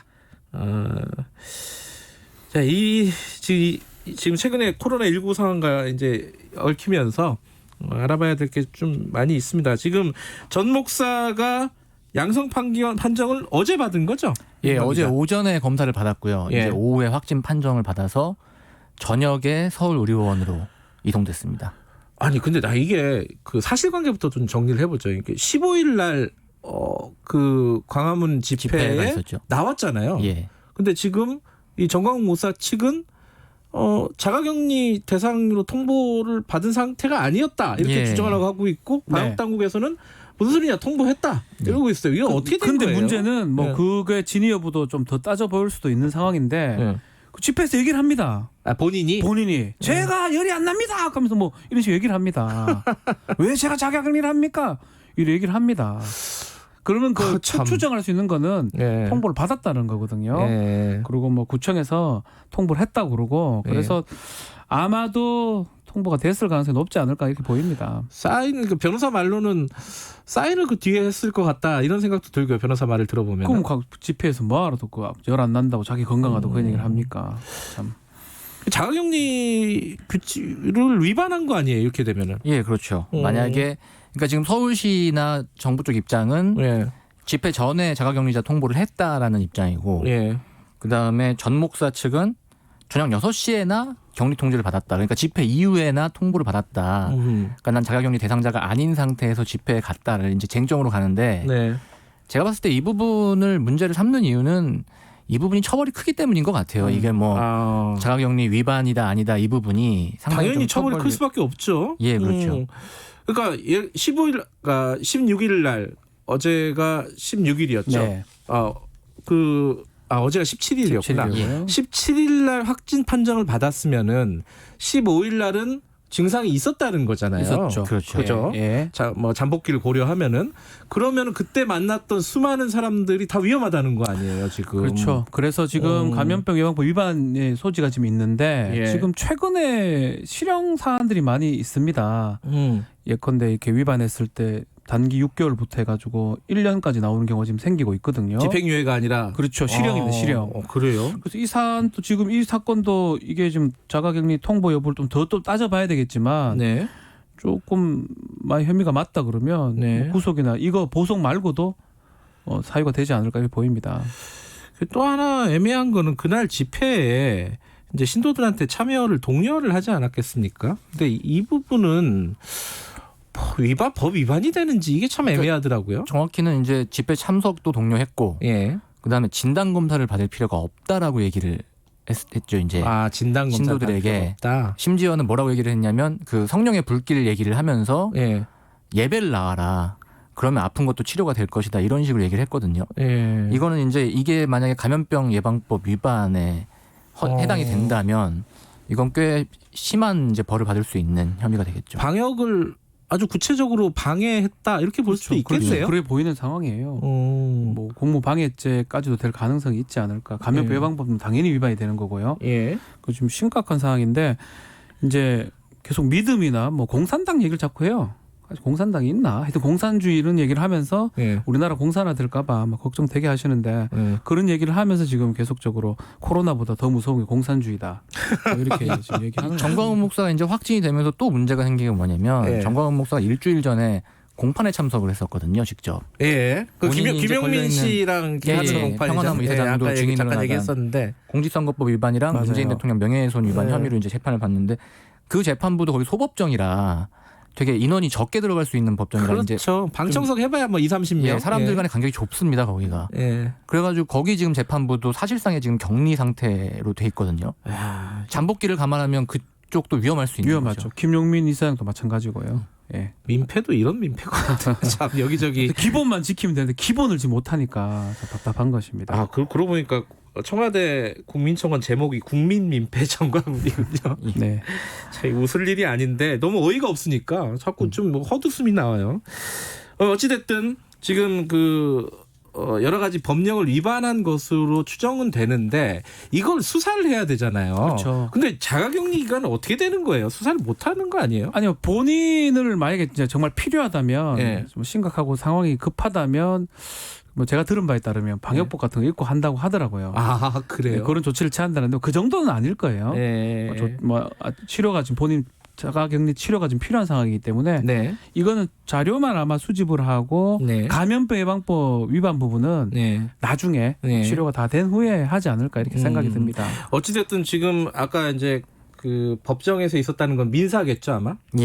그거는 지금 진행 중인 거고 그 전에 구속돼 있었잖아요 이미. 그거는 뭘로 구속돼 있었던 거예요? 그거는 선거법 위반입니다. 선거에 가서 집회에 가서 선거 관련 얘기 하지 말라라고 그 부분이 지금 문제가 됐던 건데 보석이 됐던 거거든요. 그렇죠. 보석이 됐죠. 조건을 좀 붙였어요. 조건이 뭐냐면 변호사 이외에 다른 사람 만나지 말고 특히 집회에 참석하지 말아라. 그 조건을 달아서 풀어줬어요. 풀어줬는데 지금 조건을 다 지금 위반한 상황입니다. 그래서 검찰에서는 보석 취소를 해달라고 법원에 요청한 상황이고요.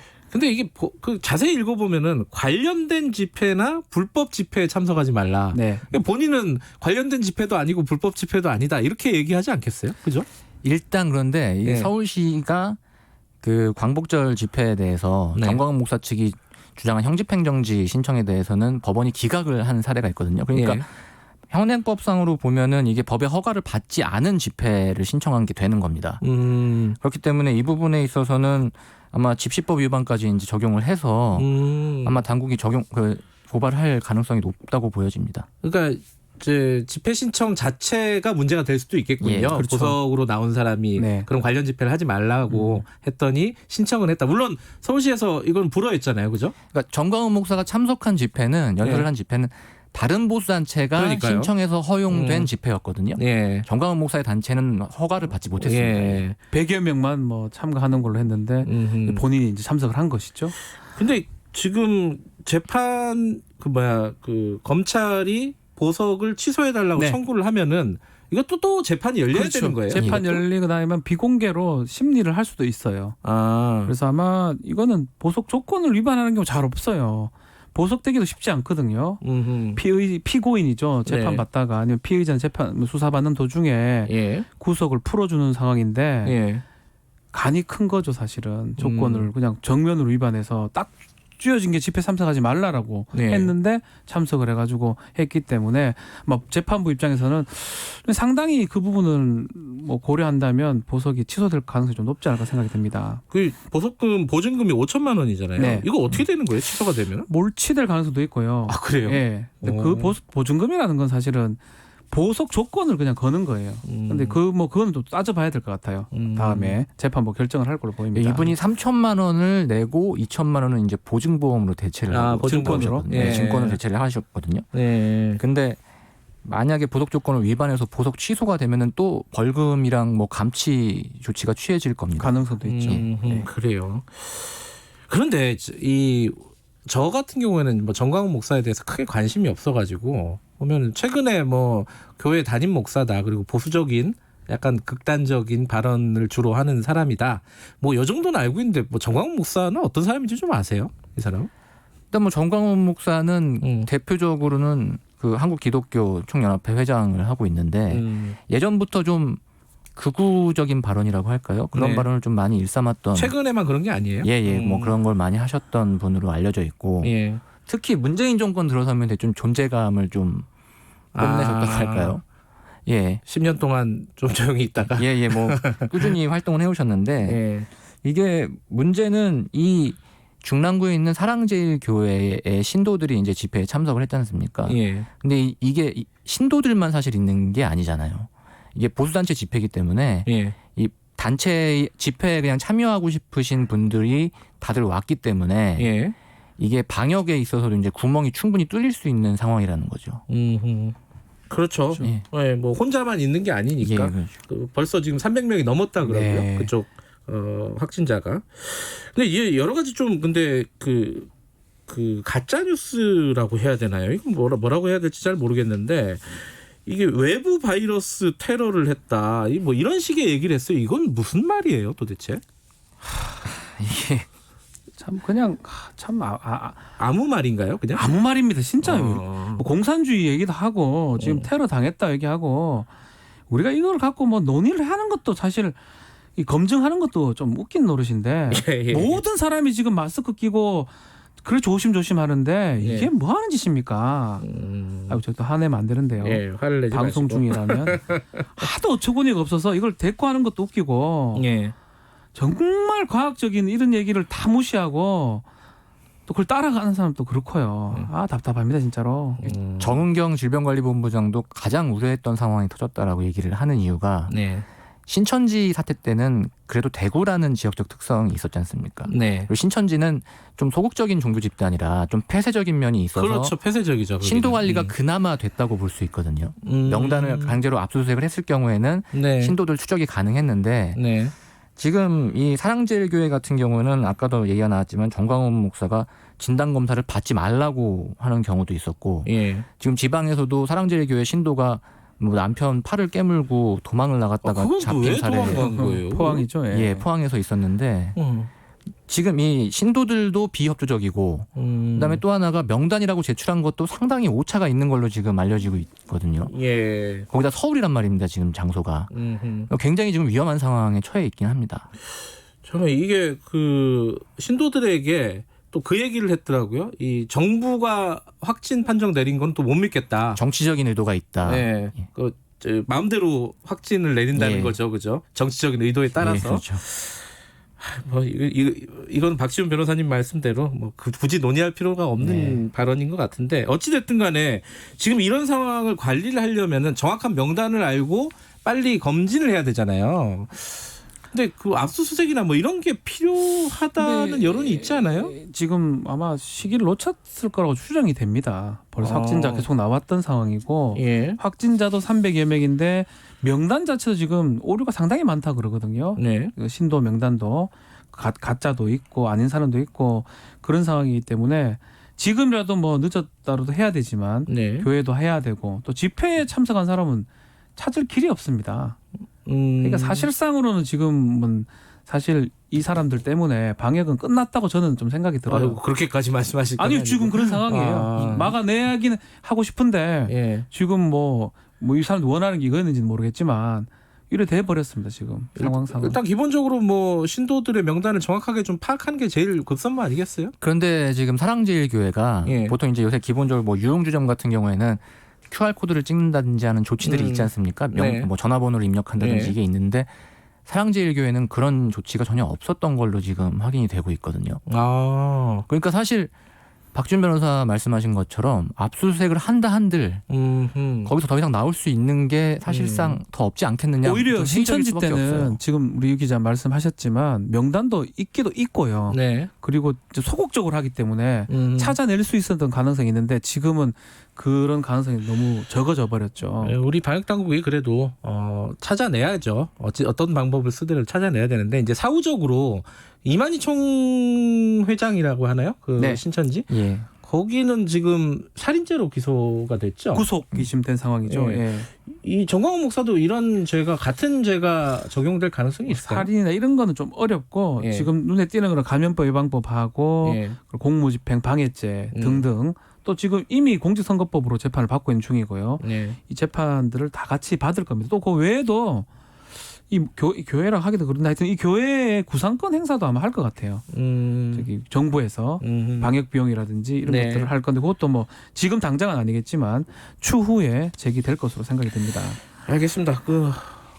종교의 자유도 있고 표현의 자유도 있고 다 있지만은 지금 방역이 가장 큰 문제 아니겠어요? 그렇죠. 지금 딴 사람 문제가 있습니까? 우리 죄인입니까? 알겠습니다. 여기까지 하죠. 얘기를 하다 보니까 점점 미국 속으로 들어가는 것 같아요. 자, 시사저널 유지만 기자 특별히 모셨는데 앞으로도 자주 뵙겠습니다. 고맙습니다. 예, 감사합니다. 박준 변호사님 고맙습니다. 감사합니다. 김경래 최강시사 듣고 계신 지금 시각은 8시 46분 향해 가고 있습니다. 이 시각 교통정보입니다. 출근길 정체 평소와 비슷합니다.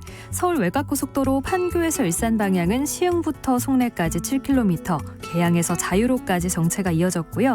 구리에서 판교 방면은 구리부터 하남 분기점까지 11km 긴 구간 막히고 있습니다. 이후 서안암 부근에서 송파 쪽으로 지나기가 어렵습니다. 서울 시내는 강변북로 구리 방면 행주대교부터 반포대교, 올림픽대로 잠실 쪽으로는 행주대교부터 성산대교, 다시 마포대교에서 영동대교 사이 밀리고요. 반대 공항 방면은 암사대교에서 성수대교까지 정체되다가 다시 한남대교부터 동작대교 사이 서행하고 있습니다. KBS 교통정보센터에서 임초희였습니다.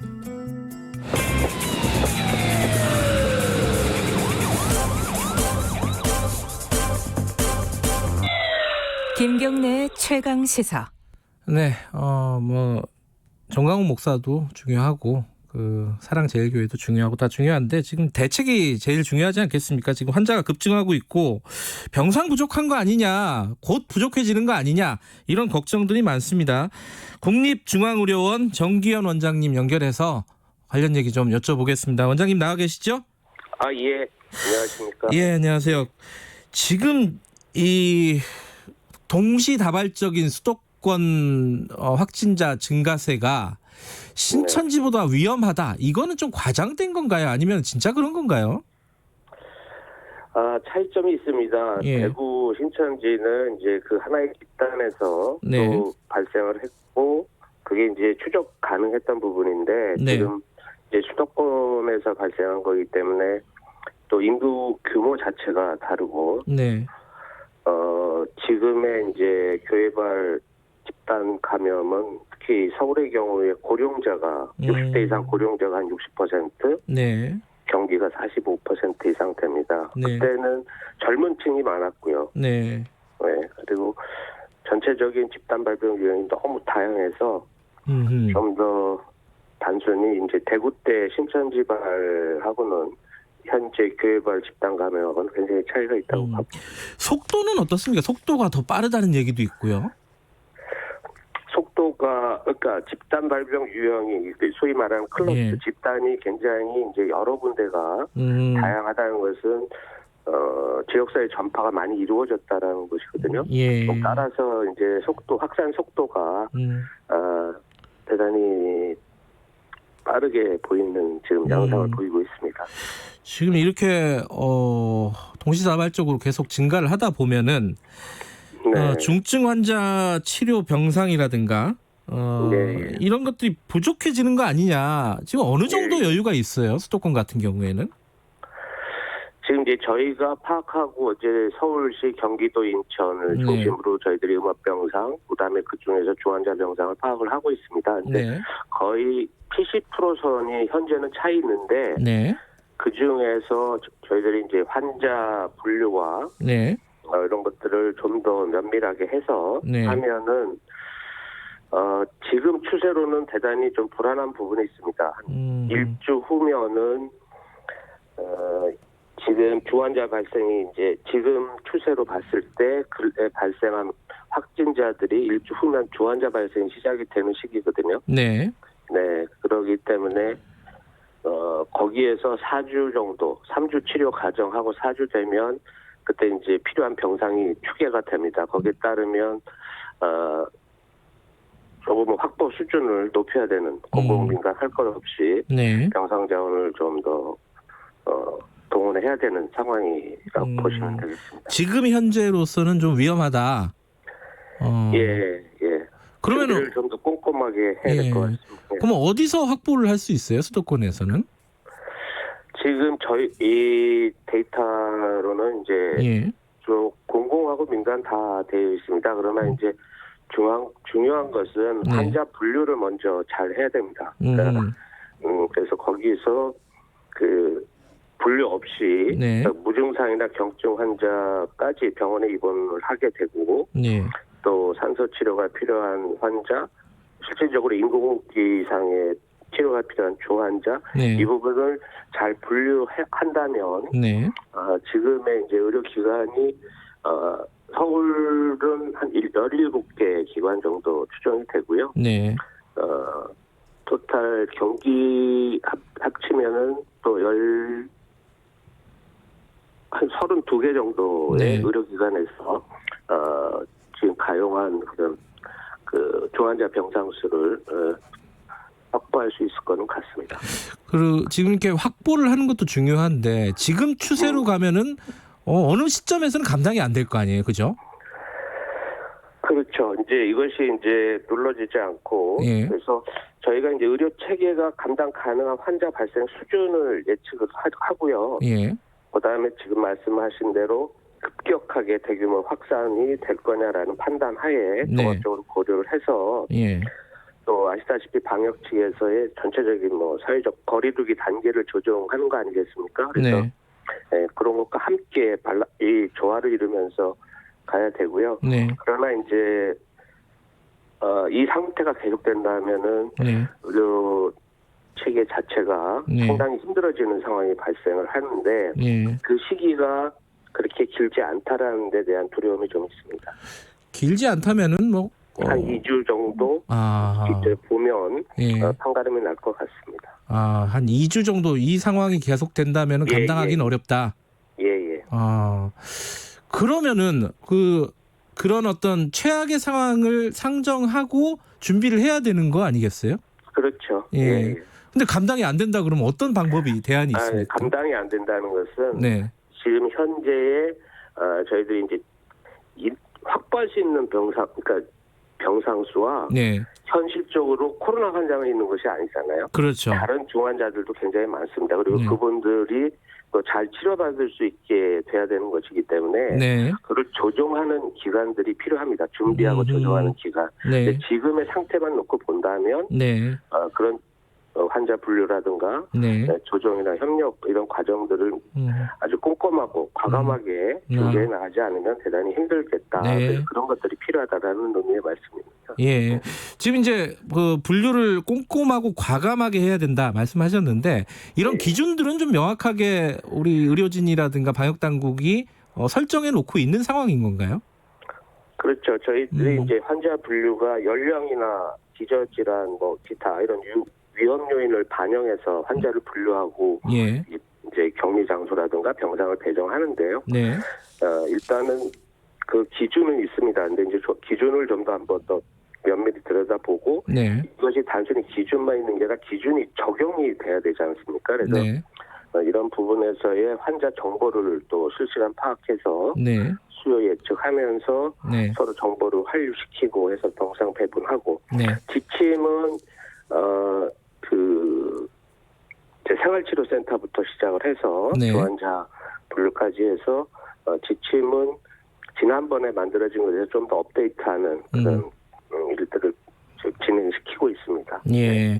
지금 그 생활치료센터에 말씀을 하셨는데 서울시가 태릉선수촌하고 한전연수원을 치료센터로 네. 확보를 했어요. 부족한가요? 아니면 이 정도면 되는 건가요? 생활치료, 그러니까 저희 환자 이제 그동안의 임상 경험을 보면 90% 이상이 경증 환자, 예. 중상자도 많지만 경증 환자도 많고 하기 때문에 중환자에 집중하는 게 중요하고요. 그러려면 생활치료센터가 좀 더 확보돼야 되는데 네. 지금 현재 확보되어 있는 것은 환자 추세와 또 연결시켜서 봐야 되겠지만 네. 조금 더 필요하지 않겠나. 특히 경기, 인천 상황도 같이 네. 또 인접한 도시기 때문에 네네. 대단히 이제 필요한 부분으로 보입니다. 경기나 인천 쪽도 좀 필요한 상황이다. 네네. 지금 이제 등교 같은 경우에는요, 좀 등교 인원을 제한하는 방향으로 지금 설정을 하고 있는데, 사회적 거리두기 3단계로 가야 되는 거 아니냐, 이런 얘기가 나오고 있어요. 원장님께서는 의견이 어떠세요? 이 부분에 대해서는? 등교, 그러니까 이제 사회적 거리 단단계 준 것은 우리가 이제 거리두기 단계별 목표가 있고 거기에 이제 조치를 하는 주요 내용들이 있는데 교육과 관련돼서는 뭐 제가 교육 전문가는 아닙니다만은 네. 등교나 개학은 방역의 목적이지 수단이 아닙니다. 그래서 저는 그 관점이 대단히 중요하다고 보고요. 네. 전체적으로 이게 급격하게 환자가 확산되는 단계에서는 물론 거리두기의 3단계가 필요하다는 생각은 하지만 네. 지금 단계에 있어서 등교와 관련돼서는 아이들의 안전에 대해 어떻게 할 것인가에 좀 집중해서 고민을 한다면 네. 그 학교 자체가 감염 관리를 잘하면 거기서 집단 감염이 일어나는 것은 아니기 때문에 네. 그런 그 좀 목표를 명확히 하고 네. 2단계의 충분한 그 조치 내용들을 지켜준다면 네. 또 우리가 나름대로 새로운 교육 활동을 이어갈 수 있는 네. 이런 것도 등교 인원을 축소한다거나 온라인 뭐 이런 것들이 방법이 있겠죠. 예. 올 겨울에 또 한 차례 유행이 올 거라고 교수님, 원장님 보시는 거죠? 이게 끝나려면 아직 멀었네요, 그죠? 예, 뭐 저 혼자 이렇게 판단하는 것은 아니고요. 네. 그런 많은 전문가들이 분석을 했던 것도 또 참고가 되고, 다만 이제 가을 겨울에 이제 높은 전파력을 갖고 있고, 아시는 바와 같이 돌연변이 가능성도 있고. 알겠습니다. 네, 낮은 항체율 보율이 또 그 확산을 가져올 요인들이 될 것 같습니다. 알겠습니다. 여기까지 듣겠습니다. 고맙습니다. 네네네. 정기현 원장님이었습니다. 김경래의 최강시사 오늘 여기까지 합니다. 내일 아침 7시 20분에 돌아옵니다.